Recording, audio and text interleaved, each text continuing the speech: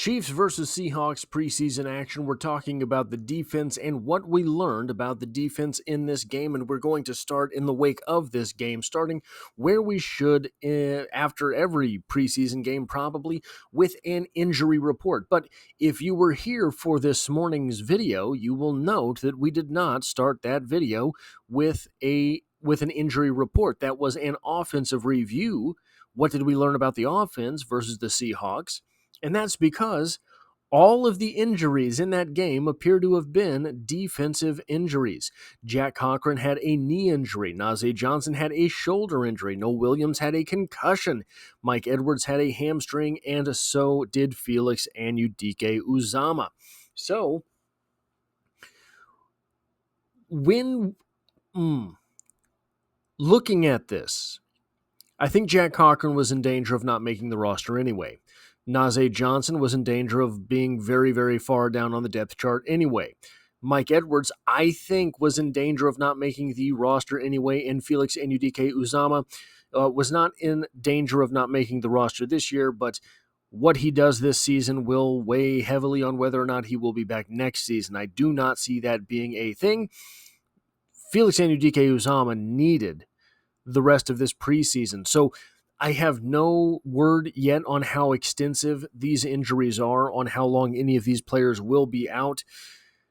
Noah Williams with a concussion.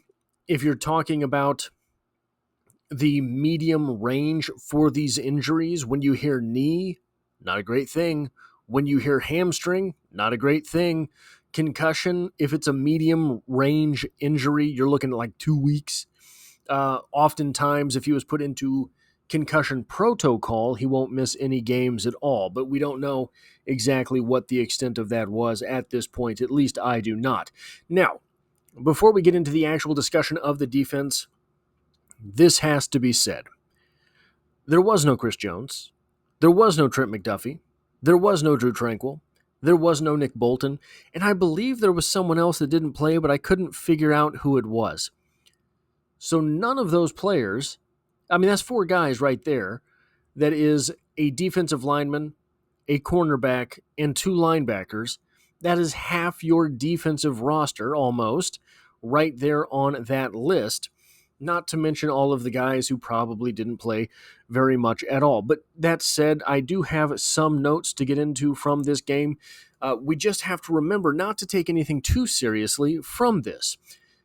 Along the defensive line, Ashton Gillotte got a couple of times, turned around or run upfield or etc.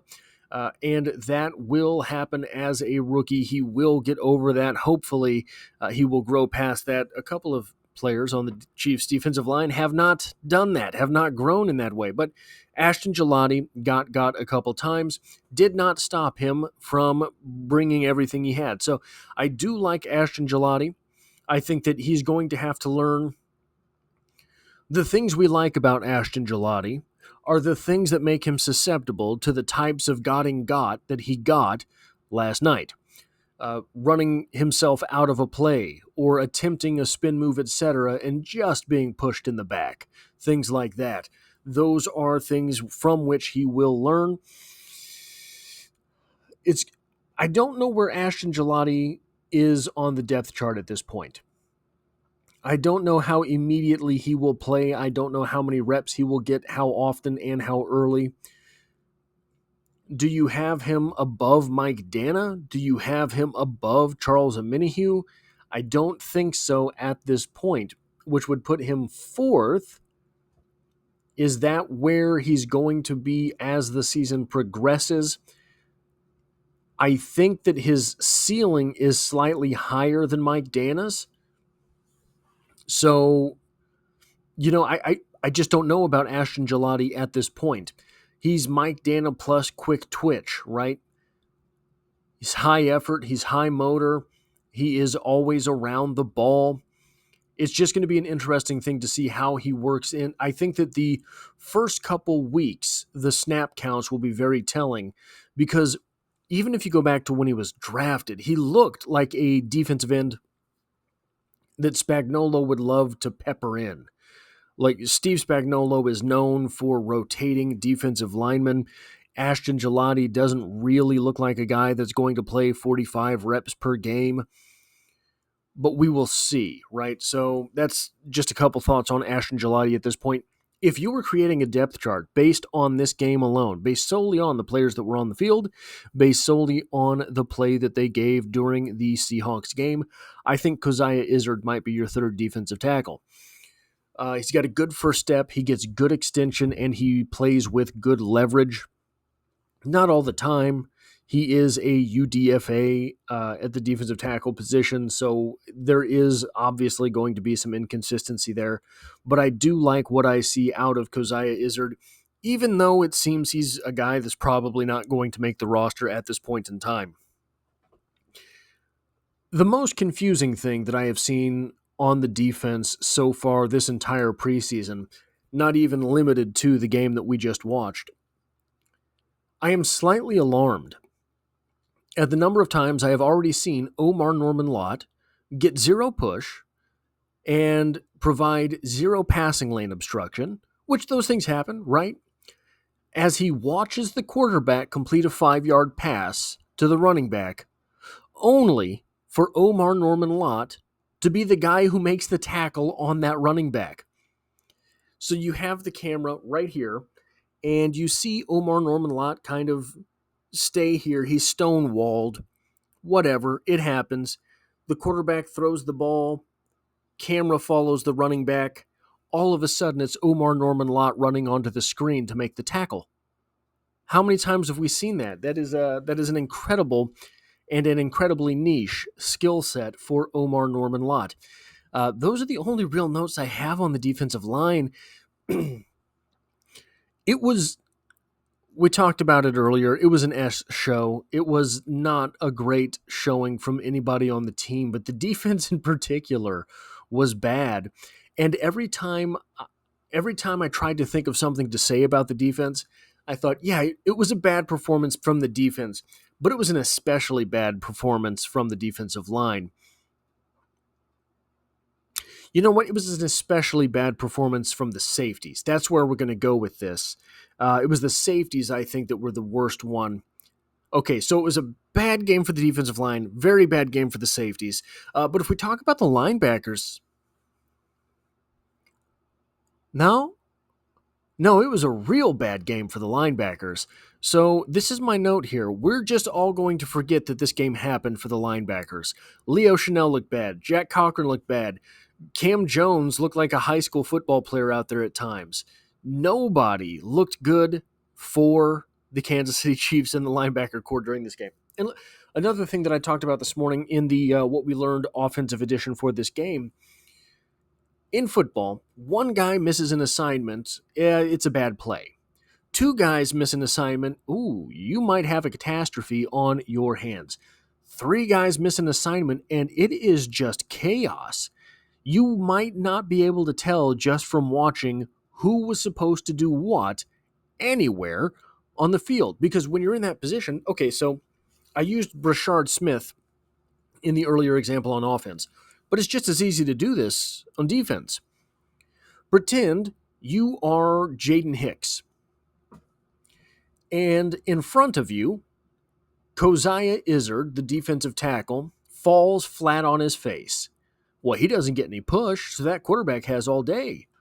And then Jack Cochran falls down while covering a running back across the middle. Now, your assignment is kind of the tight end in that post range. So you're supposed to be covering the tight end, but the running back has no one covering him because Jack Cochran fell down. You see Drew Lock rev his arm back, and you think he's looking at the running back. Well, do you take that step and try to break up the play? Or do you cover your tight end knowing that you will grade out better on that play? There's no right answer. There's only wrong answers. And say you step up to cover that tight end or that running back, and Drew Lock was actually eyeing the tight end right behind you. Well, that's no good. So I think that there's a lot that is going on the field in these plays that is difficult to really see outside of the defensive line. I think that the defensive line, their assignments are so immediate that we have a better opportunity to appraise them based on a game as ever-loving terrible as this was. At the cornerback position, I thought that Noel Williams had a rookie game. Now, he had a rookie Noel Williams game, which means that he was aggressive. He did hit people very hard. There were times where he looked like a linebacker out there, especially where he was making tackles, but he had some mistakes as well. I do not think that Spags will punish him too harshly for any of those mistakes, but it might be a sign that he's a little bit further away than we thought. Like last week I was saying, guys, it might not be long until we see Noel Williams as the third cornerback on this team. Well, maybe I need to step back from that. I actually did think that Najee Johnson had a pretty decent game.